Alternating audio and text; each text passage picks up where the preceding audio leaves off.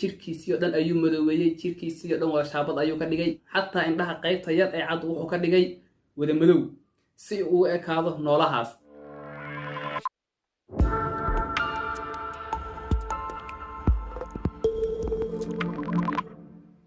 saaxiib ayaal soo dhawaada mar labaad iyo mar saddexaad waa barnaamijkeeni asbuuclaha ee aan uga hadli jirnay dhacdooyinka asbuucaas ugu yaabka badnaa ee dunida afeeda ka dhacay ee saxaafaddu aad ku qoraysay.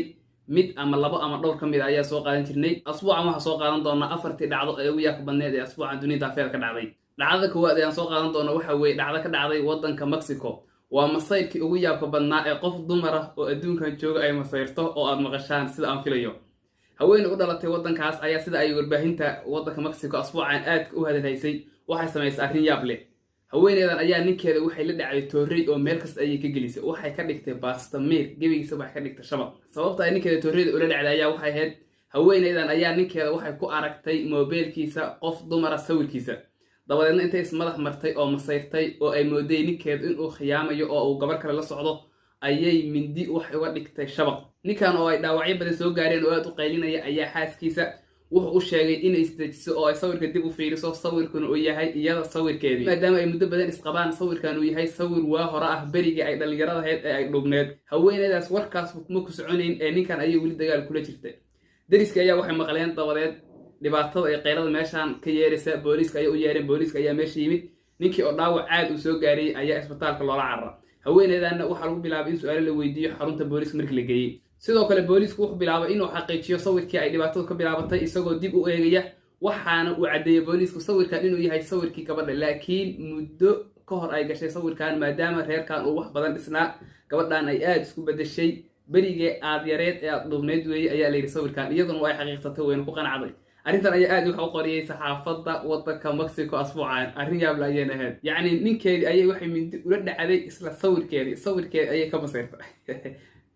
dhacdada labaad ee aan soo qaadan doono ee ka mid ah dhacdooyinka ugu yaabka badan ee dunida afeeda ka dhacay asbuucan waxay ka dhacday waddanka Hindiya. waddanka Hindiya asbuucan waxaa ka dhacday dhacdo argagax iyo yaab leh.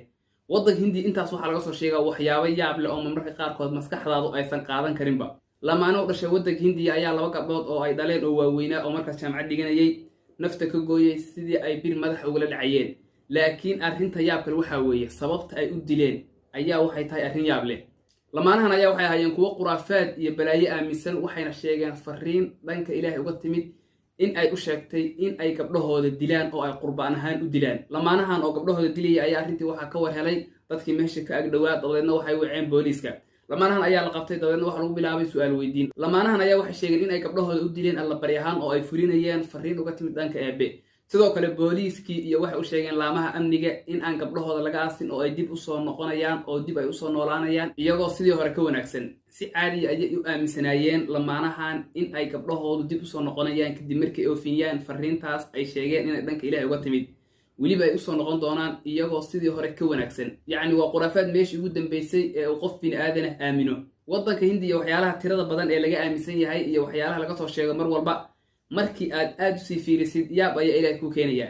yacni hadda waalidiintan carruurtoodii waxay u dileen allabari ahaan, waxayna aaminsan yihiin in ay dib u soo noqonayaan. waa dad dhintay haddi oo ay meydkoodii kor taagan yihiin ayay waxay leeyihiin yaan alka aasin, dib ayay noogu soo noolaanayaan. arrinta kaloo cajiibka ayaa waxay tahay waalidiintan sidaan yeelaya ee sidaan u dhaqmaya ee waxaan aaminsan ma ahan dad juhalo ah oo aan waxba kala garanayn. waa dad waxbartay oo ilaa heer jaamacadeed waxbarashada ka gaaray.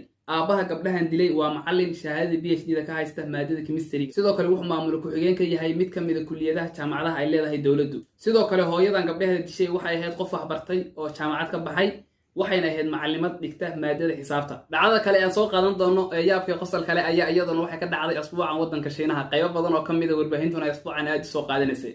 4 nin oo waddankaas Shiinaha u dhashay ayaa waxay damceen in ay ka safraan gobol waddankaas ku yaala oo ay aadaan gobol kale.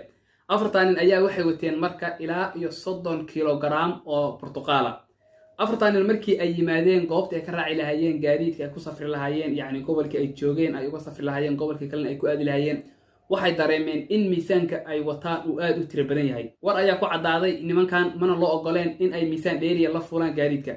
sidoo kale iyaguna ma aysan doonin in ay ka tagaan Portugaalkooda.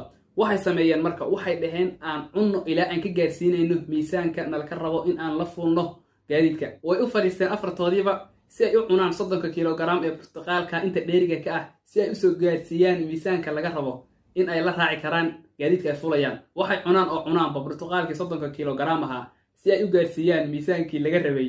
Raggan waxay gaareen heer uu afki go'ay, afki ay caad u go'ay maadaama ay cuneen kimiye aad u tiro badan oo burtuqaalkiya. Raggan markay arkeen afkoodii oo isbedelay oo go'ay, isbitaal ayay ku carareen.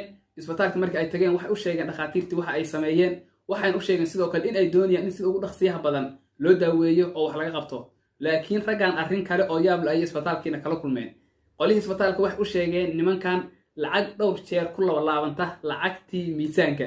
yacni lacagtii miisaanka wax yar bay ahayd, laakiin waxaa loo sheegay lacag intaasoo jeer ku jibaaranta lacagtii miisaanka, oo haddii ay lacagtii miisaanka iska bixin lahaayeen waxay u noqon lahayd raggan barwaaqo iyo khayr.